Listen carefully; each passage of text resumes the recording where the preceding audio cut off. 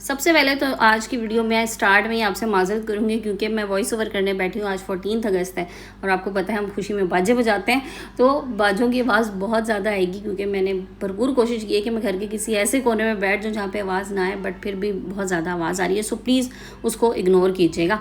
और साथ ही साथ हम बात करेंगे समझदार बीवियों की बचत करने की 5 सीक्रेट हैबिट्स के बारे में कि किस तरह से वो बचत करती हैं और किस तरह से वो फ़ायदा उठाती हैं, और ये चीज़ें आपको कभी किसी ने नहीं बताई होंगी।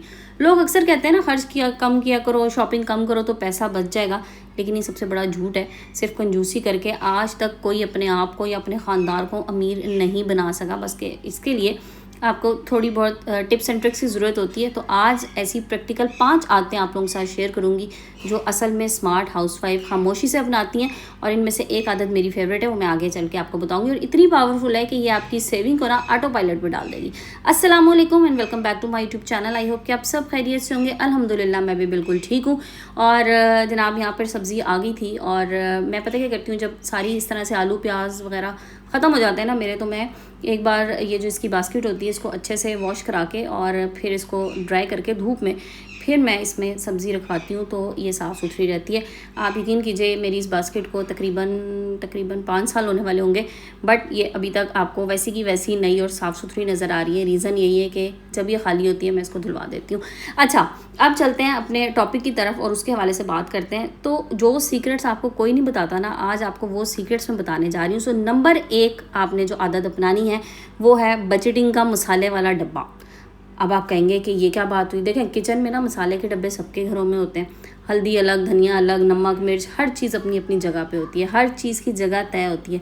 कभी ऐसा नहीं हुआ कि आपने नमक की जगह मिर्च वाला डब्बा उठा लिया हो, हल्दी की जगह धनिया का डब्बा उठा लिया हो। जो चीज़ आपको चाहिए होती है ना, वही चीज़ आप उठाते हैं और वही चीज़ आप डालते हैं। तो यही अब आपने अपने पैसों के साथ करना है।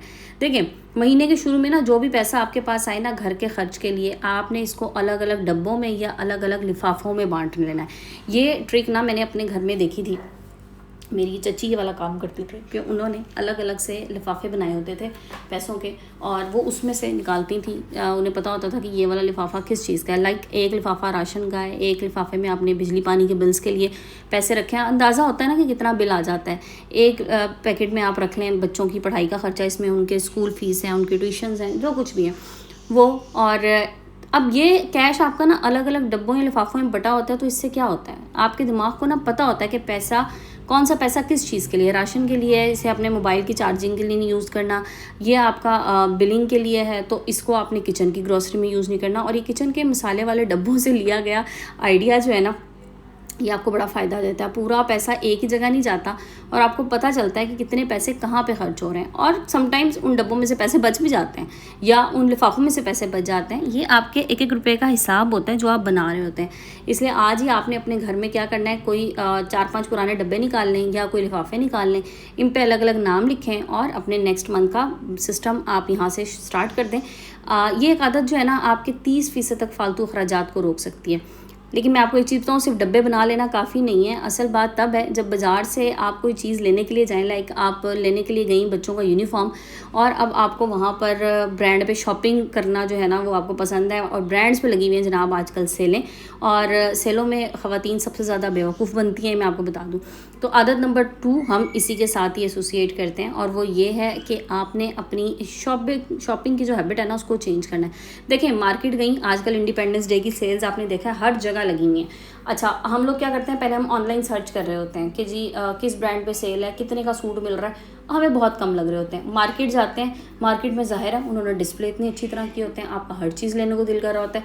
बट होता क्या है, वहाँ पर अगर आपका बजट है 5,000 का, आप 10,000 खर्च करके आ जाएंगे क्योंकि वहाँ आपको हर चीज़ इतनी अच्छी लग रही होगी। सो आपने कोशिश ये करनी है कि जब आप मार्केट जाए ना, आपकी किसी चीज़ पे नज़र पड़ी, आपको लगा कि खूबसूरत है, सूट तो बड़े प्यारे लग रहे हैं, सेल भी लगी हुई है, अब दिल कर रहा है ख़रीद लूँ, लेकिन अब आपने यहाँ पे रुक जाना है। इसमें आपने ना एक छोटी सी ट्रिक लगानी है। मोबाइल फ़ोन तो आपके हाथ में होता है ना, आपने 24 आवर्स रूल अप्लाई करना है। ठीक है, आप क्या करेंगे, आपने इसको ख़रीदना नहीं है फ़ौरन। ये नहीं करना कि हाँ बस ठीक है ले लेती हूँ कोई बात नहीं। देखें, आपने अपने आप से ये कहना कि नहीं, मुझे 24 घंटे चाहिए, मैं 24 घंटे में फ़ैसला करूँगी।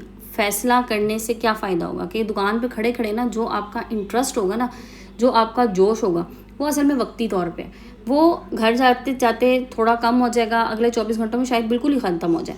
फिर आपको पता लगेगा आपको इसकी चीज़ की ज़रूरत थी या नहीं थी। ऑलरेडी घर में इतने कपड़े पड़े हुए हैं, ये तो बस मुझे अट्रैक्ट कर रहा था। तो इसका एक और आसान तरीका ये भी है कि उसकी ना एक तस्वीर बना लें वहीं पे खड़े खड़े, ठीक है। घर जाके ना सुकून से मोबाइल खोलें, सोचें, अगर अगले दिन भी दिल कहे ना कि हाँ ज़रूरत है, ख़रीद लेती हूँ, चलो ठीक है, फिर ज़रूर ख़रीद लीजिए, लेकिन ये काम ना करें कि उसी वक्त ले लें। फिर एक और चीज़, ये जो हम जाते हैं ना बाय 1 गेट 1 फ्री, या जी 50% ऑफ लगा हुआ है, ये 50% ऑफ ना दुकानदार की सिर्फ ये उनकी स्ट्रेटजी होती है अपना चीज़ बेचने की। आप दुकानदार की ज़ुबान से बचें, उतना पैसा आपकी जेब में रहेगा। ये मार्केटिंग टेक्निक्स होती हैं, आप मार्केटिंग पढ़ें ना तो वहाँ पे ये सारी चीज़ें आपको मिल जाएंगी। तो लेकिन आपने अपनी जेब पे, अपने खर्च पे कंट्रोल करना है। अब अगर कंट्रोल आ गया तो अब इस अगला क्वेश्चन क्या है कि जो पैसा बचा लिया मैंने, अब इस पैसे का मैं क्या करूँ। तो अब आपने उसको आगे बढ़ाना भी सीखना है, उस पैसे को आपने आगे लेके जाना है। मैं हमेशा कहती हूँ ना, सिर्फ सेविंग करनी काफ़ी नहीं है, इन्वेस्टमेंट करनी भी ज़रूरी है। इन्वेस्टमेंट से आप पैसे को बढ़ाएंगे, सेविंग में तो पैसा उतने का उतना ही रहेगा। अब इन्वेस्टमेंट किस तरह से करनी है उसके बारे में बात करते हैं। यह है जी पॉइंट नंबर 3। अच्छा, पहले क्या होता था, ख़वातीन ना ज़रा से पैसे जमा हुए ना, चलें जी गोल्ड ख़रीद लिया, सस्ता ज़माना था, गोल्ड आराम से मिल जाता था। मुझे अच्छी तरह से याद है जब गोल्ड, शायद मैं कॉलेज में थी या पता नहीं स्कूल में थी, तो उसको गोल्ड का रेट शायद 10 के 12,000 रुपये तोला होता था। तो ख़वातीन की ना ये बड़ी अच्छी सेविंग होती थी। वो क्या करती थी, ज़रा से पैसे जमा हुए, कोई छोटी मोटी चीज़ लेके रख ली, क्योंकि गोल्ड ज़ाहिर है हमेशा आगे बढ़ता है, हमेशा गोल्ड की प्राइस ऊपर ही जाती है। लेकिन अब आजकल महफूज सरमायाकारी क्या है, देखें गोल्ड आपने ले लिया, लेकिन गोल्ड रखना भी ज़ाहिर है एक प्रॉब्लम है। आजकल इतना महंगा गोल्ड है, घर में आप रख नहीं सकते। आपने कोई चीज़ बनवा ली, उसको पहन के आप बाहर नहीं जा सकते, क्योंकि वो भी बहरहाल सिक्योरिटी थ्रेट है।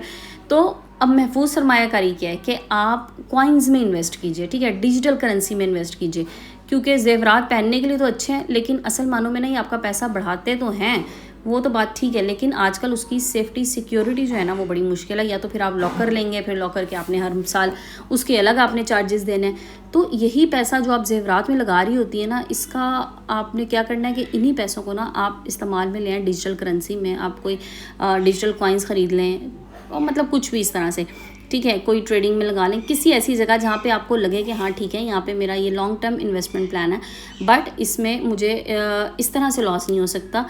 तो डिजिटल गोल्ड का मतलब ये है कि आप छोटी अमाउंट से भी ख़रीद सकते हैं। अब इसमें ये ज़रूरी नहीं है कि आपने जो है ना वो एकदम से कोई बहुत बड़ी आपके पास लाखों की अमाउंट हो, नहीं, ऐसा नहीं है, आप ख़रीद सकती हैं ना। देखें, चोरी का डर है ना, मेकिंग चार्जेस हैं, तो ये एक अच्छी इन्वेस्टमेंट होती है, अच्छी सरमायाकारी होती है।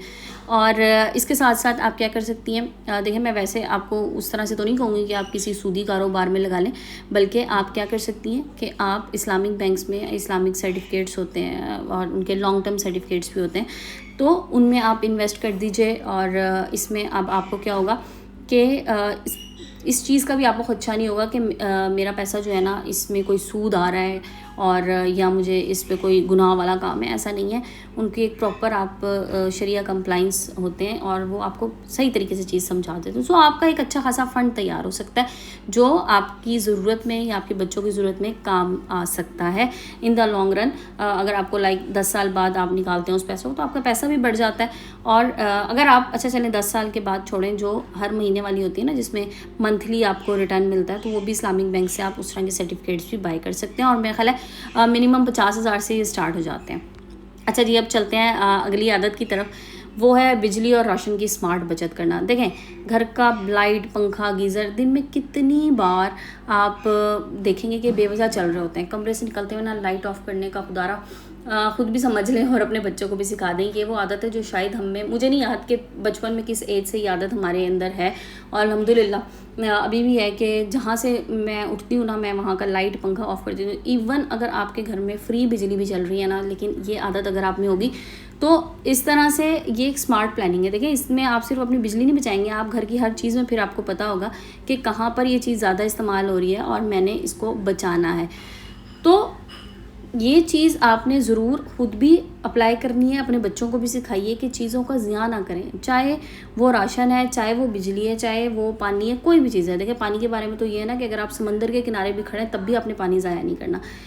तो हर चीज़ का ना अल्लाह ताला ने हिसाब लेना है। और ये चीज़ें, छोटी छोटी चीज़ें बचा के, थोड़ा थोड़ा पैसा बचा के ना आप साल के एंड पे अच्छा खासा फ़ंड आप इकट्ठा कर सकते हैं।